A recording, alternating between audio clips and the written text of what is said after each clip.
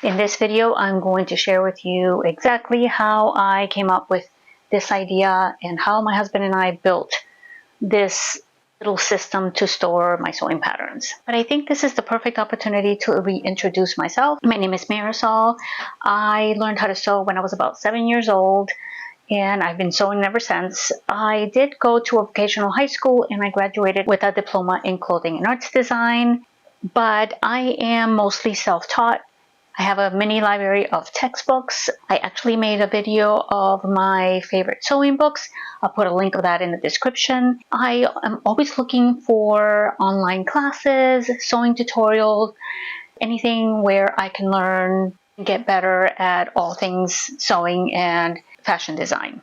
And I'm also trying to share with you all the things that I've learned throughout the years of trying to figure out all the things related to sewing, pattern drafting, all of those things. Look for more videos on that.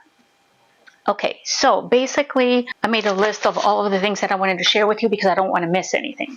When you have been sewing as long as I have, you tend to accumulate a lot of stuff between your sewing machines, your fabric, your sewing patterns, all of the things. It's so important to try to stay organized. Now, I am extremely lucky to have my own designated sewing space, but I know a lot of people don't have that. So this is my attempt of trying to keep this space organized. I knew that I wanted to do something where I could keep my sewing patterns somewhere where I could access easily and be able to kind of go through them really quickly and find what I needed. I also wanted something where I can put it up high and save floor space to try to fit all of the other things that I have, my sewing tables, my cutting table, my ironing board, all of those things. So I told my husband kind of the idea that I had, and this is what we came up with.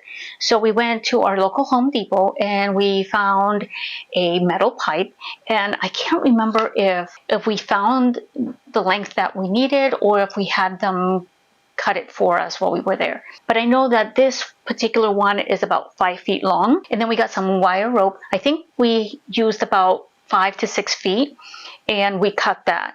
We drilled each end of the pipe and we slipped the wire rope through the holes, and then we secured it in place with the clips.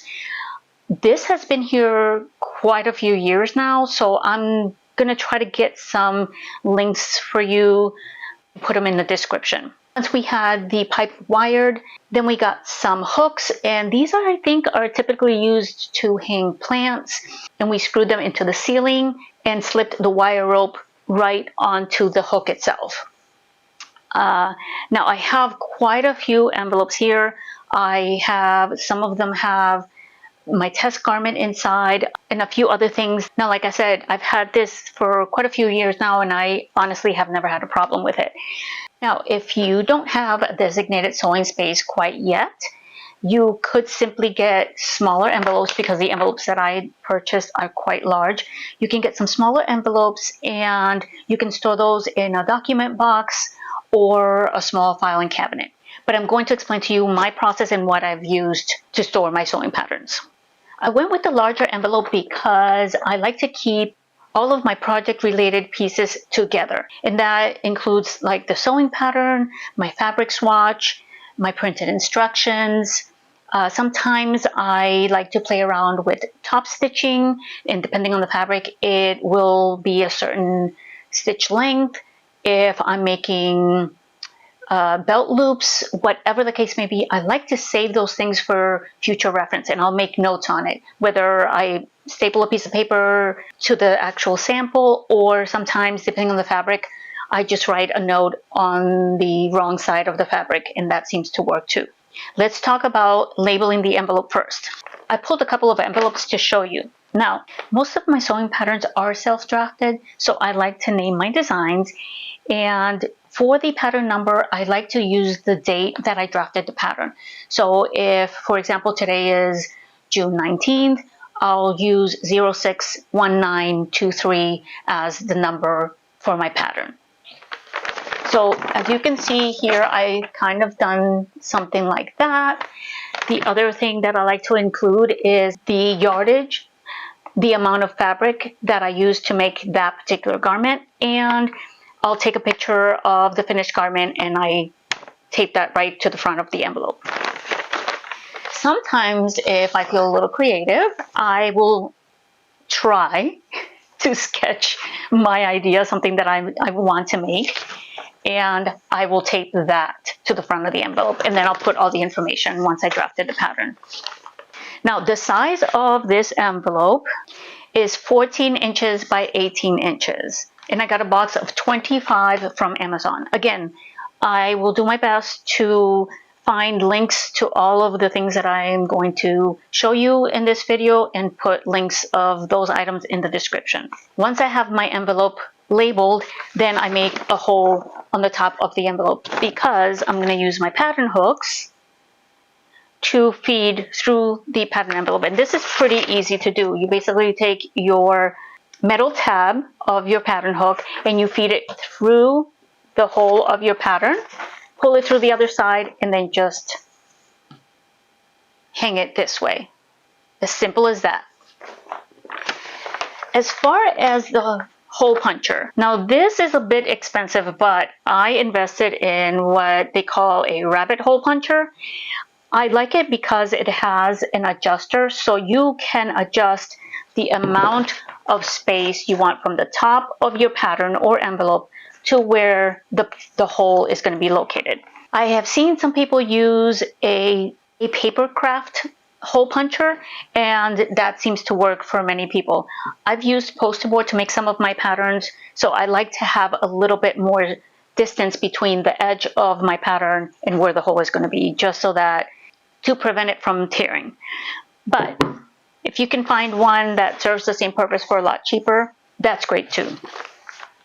All right, so let me show you real quick what I have in this particular envelope. Now, this is the envelope for my Mia jacket, and if you follow me on social media, you have seen this jacket made out of several different fabrics. But basically, I like to keep as much as I can related to the project as possible inside the envelope because then everything is together. So I keep swatches of fabric, and I basically just take a piece of one of my scraps, and that's what I use for my swatch. Here's another swatch. Sometimes I will even keep the invoice if I order the fabric online, and I put that in the envelope if I've used that particular fabric for the design. These are shoulder pads that I made, and the fabric that I used, the shoulder pads were a little bit too much, so I didn't use them. I'm going to keep them in here because if I make this jacket again and I need them, I already have them. This is a little bag with very tiny fabric scraps of a brocade fabric that I absolutely love. And because I love it so much, I saved it in case I can use them for little details in other projects or whatnot. All right. Let's see. Oh, so if I am looking through a magazine or I find an image of something that really catches my eye and I like either the detail or the fabric that they use, I keep a copy of it. So this is from a magazine, and I love the brocade that they used for this particular jacket, and that is what inspired this fabric for my Mia jacket. So I have that. Let's see. Okay, the actual pattern itself. So let's talk a little bit about what I typically write on my sewing pattern. All right, so this is the actual ruffle of the Mia jacket. Typically, I'll write the name of the design, the pattern number, what the pattern piece is, a description of the pattern piece, how many I'm cutting, my seam allowance, and my hem allowance. Now, the reason why I'm showing you this is because now let's see, this particular pattern, I drafted this January 5th of 2019. So I keep my patterns for a very, very long time. I actually have some patterns that are probably about 5 years old. And because our weight fluctuates, or after you're done sewing your garment, you put it on and you think to yourself, okay, I think this would look better if there's a little bit more ease, or if I take it in here, take it in there. even if you do a test garment and you think it's exactly the way you want it, when you make it out of your actual fabric, sometimes that changes. So when that happens, I will make some changes and I'll make a note on the actual pattern. I try to be as specific as possible, and then I'll date it. So say, for example, I have a pattern, this pattern here from 2019, and today I take it out, and most likely that jacket is still in my closet because I like to wear all of my garments as long as I possibly can. I'll pull the jacket, I'll try it on, and then I'll think about it, and I'll say, okay, I wish I would have done this, or I wish I would have done that. I'll make the adjustments on the pattern and I'll make a note of that. The other thing is I like to make new versions of the patterns that I've already drafted. If it's a top, maybe I want to make that into a dress. If it has sleeves, maybe I wanted to make it sleeveless. So I will copy the pattern onto new pattern paper, and I'll make my new version. I'll make a note on the outside of the envelope, and I'll just basically say, for example, so this is pattern number 010519. I will label that 010519A. That's my new version. I'll make a note, dress version, sleeveless version, and I'll put that on the outside of the envelope. That way I know that inside this envelope there are two different patterns. Talking about pattern paper, let me show you what I use for my patterns. I found out about this years ago, and this is the paper they use at your doctor's office for the examining table. And I bought a whole case. I can't remember how many rolls came in the case, but I love this paper. It's nice and thin, it lasts forever, and I find that it's cheaper than buying the grid numbered pattern paper that you typically use. Now, I've also used poster board for my sewing patterns. And here's an example. This is a pattern for a tote bag, and I basically punched a hole on each and every single pattern piece, and I just hung them all together. This is a great way to draft a pattern that you know you're going to use over and over and over again. I love making my own handbags. So I know that I'm going to make this tote bag in probably 5 different colors. So having something sturdy like this is always a good thing. Now let me show you how I label my swatches. This piece of fabric here is labeled. And if you don't know this already about me, I like to reuse anything I can get my hands on. So this swatch is labeled with a piece of adding tape. This was given to me by a friend years ago. I keep things forever. And in her office, they changed their calculators. The new calculators required a smaller size roll, and they were going to throw these away. So because she knows that I like to reuse all kinds of stuff for in my sewing room, she saved them and gave them to me. The other thing I like to do is I save the envelopes from my junk mail, and I'll cut it in half, and I'll just have these square pieces of paper for labeling my swatches and whatnot. Okay, so here are the things that I like to include when labeling my swatches. The pattern number and the date that I sewed my garment, all of the fabric details, which are the date that I purchased the fabric, where I got it from, the price, the fabric width, how much fabric I used to sew that particular garment, and the fabric care instructions.